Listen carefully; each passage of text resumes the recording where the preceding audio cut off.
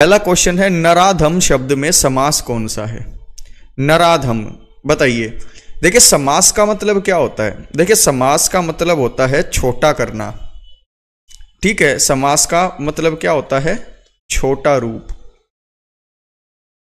अर्थात दो या दो से अधिक शब्दों से मिलकर जो नया छोटा शब्द बनता है उसको आप समास बोलते हैं। नराधम मतलब नर है जो अधम, या फिर कहें पापी, आदमी जो पापी है। तो ये कौन सा समास हुआ दोस्त? ये कर्मधारय समास हुआ। तो ऑप्शन नंबर बी यहां पर बिल्कुल ठीक होगा।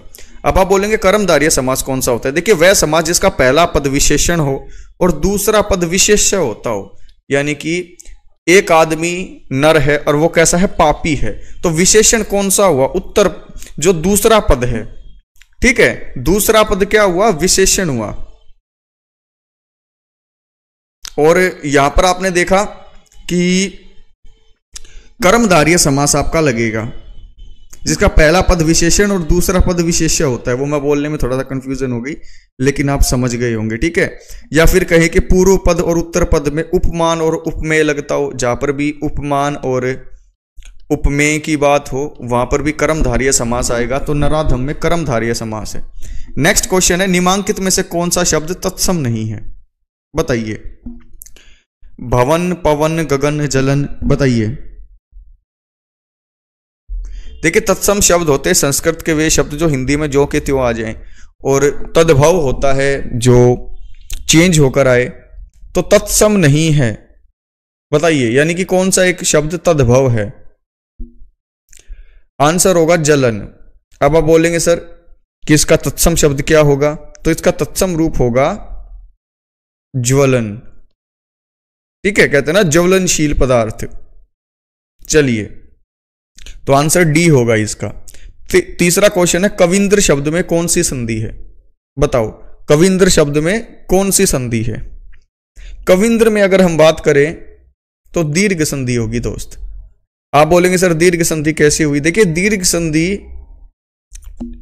अब इस तरीके से हुई, कविंद्र को अगर तोड़े तो कवि प्लस इंद्र हो जाता है।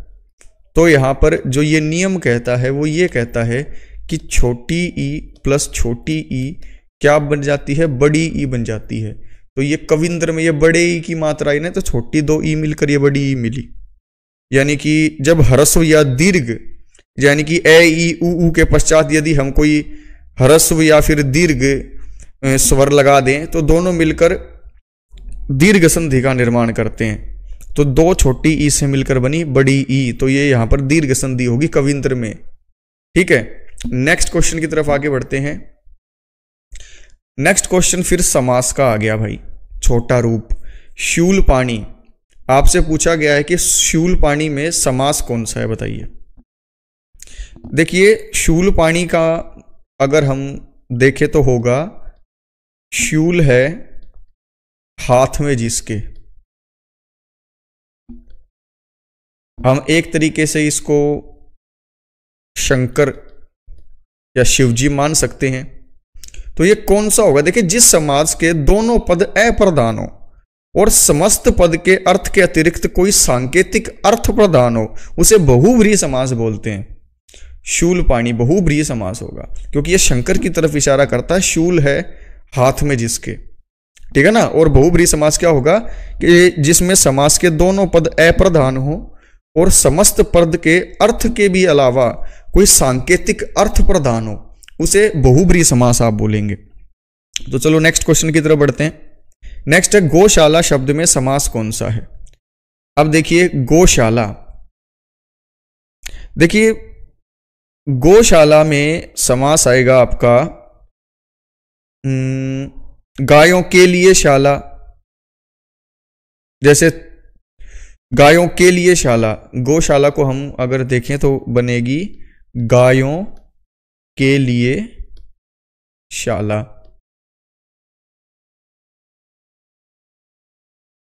और आंसर यहां पर आ जाएगा तत्पुरुष।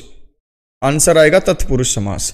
तत्पुरुष में क्या होता है कि पूर्व पद, इसके अंदर जो पूर्व पद है वो कैसा होता है?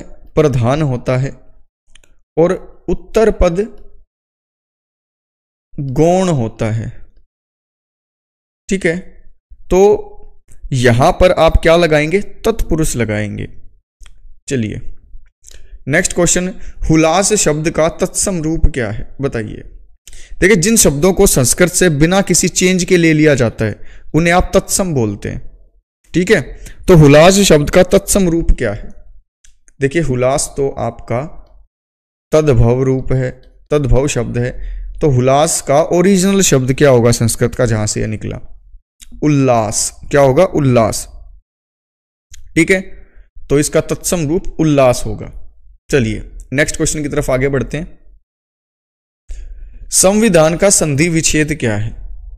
संविधान, देखिए अगर आपसे पूछे संधि क्या होती है, तो संधि का मतलब क्या होता है? दो वर्णों के मेल को संधि कहते हैं।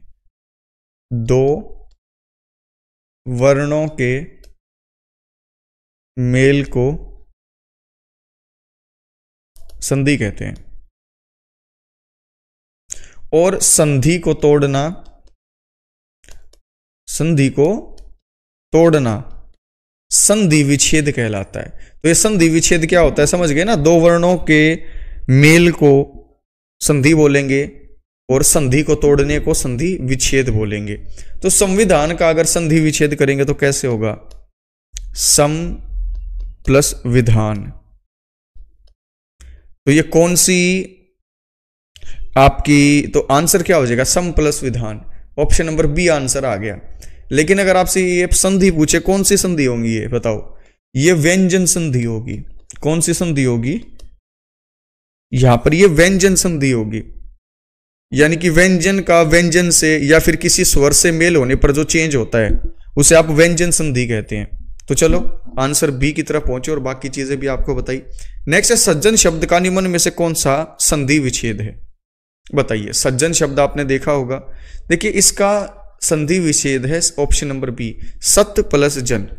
क्या होगा? सत्य प्लस जन। और जैसा कि आपको पता है संधि किसको बोलते हैं? दो वर्णों के मेल को।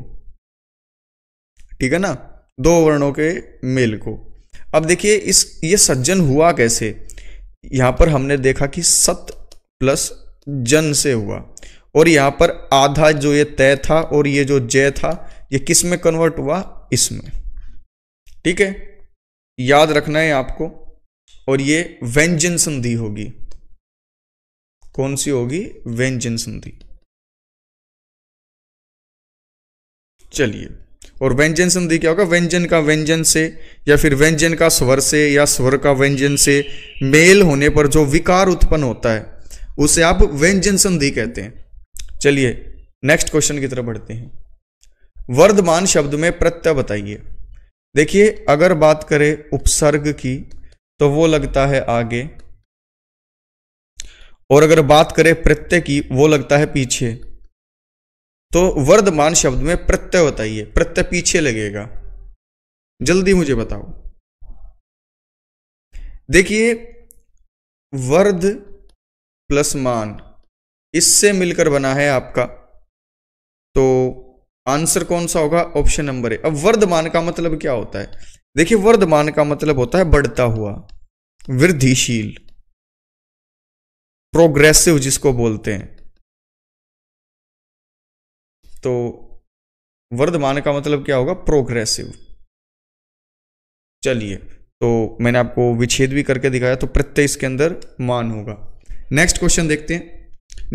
निम्न में से किस शब्द में प्रय उपसर्ग का प्रयोग किया गया है? बताइए।